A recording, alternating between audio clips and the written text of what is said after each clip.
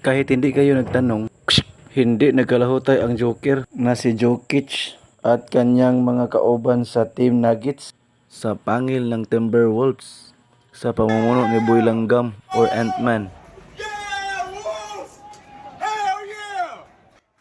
Sa baas ko rimaw laging labaw man unta ang Nuggets hanggang third quarter, pero nabaliktad man ang hangin. What a comeback! Ang baby girls na ito ay fans ni Jokic at napanganga na lang siya dahil hindi makapaniwala na natalo sila. With you! But still good fight. See you back next season. So yun nga, ang Timberwolves ay pasok na sa Western Final at naging history making pa ito.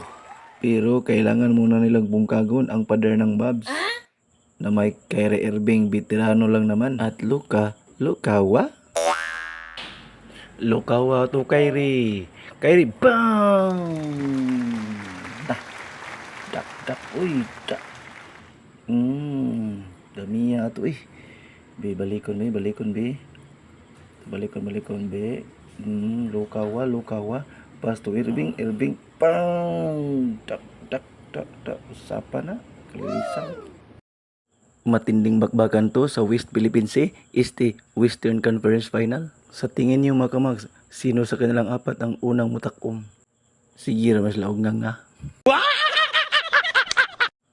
Thanks for watching. Follow pod pag may time. Ako si Kamax Bobby, ang inyong sports analyst, major of none. I don't know you, but my respect is yours.